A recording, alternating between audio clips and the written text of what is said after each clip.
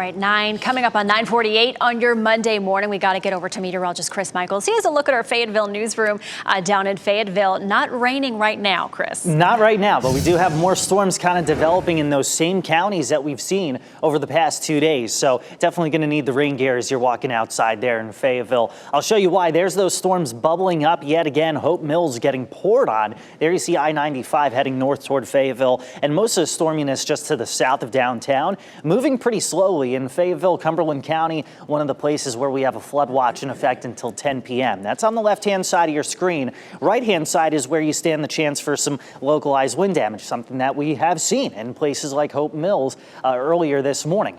Dog walking forecast showing temperatures 87 to 89 degrees, and that chance for scattered storms mainly south of the triangle up until about supper time today as that frontal boundary just kind of sits around and tropical moisture builds along that. Here's some good news beyond tomorrow. We get some drier air riding in on a northwest breeze. That's going to make a difference, especially as we head into the nighttime hours. That's when we see temperatures falling into the 60s. The average low so far this summer has been 72. So a few degrees below that is actually going to make a nice difference here, especially Wednesday, Thursday, and Friday mornings.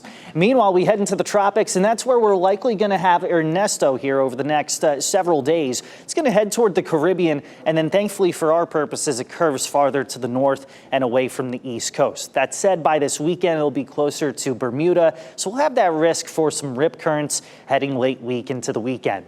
And then as we kind of look into our crystal ball here, this is the 2 to 3 week tropical outlook from the Climate Prediction Center, and there's really no surprise here. This is the main development region of the Atlantic, and they expect more activity here over the next few weeks as we get closer to the climatological peak of Atlantic hurricane season.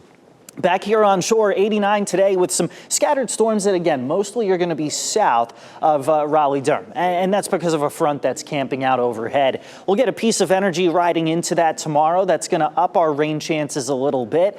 Wednesday, Thursday, Friday, you're just not allowed to complain about those days. They're perfect. Mid-80s for highs, 60s for lows. Will turn slightly more humid with some scattered storm chances once again as we head into the upcoming weekend. I'm meteorologist Chris Michaels in the WRAL Severe Weather Center. Flood watch in effect for those of us south and east of the triangle up until about 10 p.m. Farther to the south, that's where we see the chance for maybe some hit or miss strong thunderstorms. I do not think that we're going to see anything terribly widespread, especially after the storms that passed through this morning. But that said, after 2 or 3 p.m., some scattered storms south and east of the triangle are certainly going to be a possibility for us. I'd call our coverage about 30 to 40% on an afternoon like this. Heading into the overnight, looks like the skies will start to clear out for us. For today, hot with storms mostly south of I-40, high temperatures 87 to 89. Still a bit on the humid side out there, but it won't be quite as humid as we head into the overnight hours. Roxboro 64, Raleigh 69, Fayetteville still sticky at about 71 degrees with some patchy fog. But you notice on the muggy meter as we get the breeze coming in out of the north and northwest that things will fall into that more tolerable range Tuesday, Wednesday, Thursday, and Friday.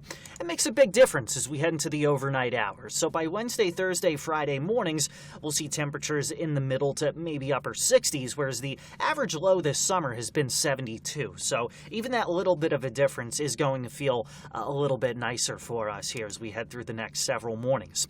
To the tropics we go. That's where we have our next system developing. This is likely going to be named Ernesto within the next 24 to 36 hours. It's heading toward the Caribbean, then curving northward away from the east coast. And even though we don't see direct impacts, you'll want to watch out for rip currents if you're heading to the coast late this week and into this weekend, as it's going to be off the coast or closer to Bermuda.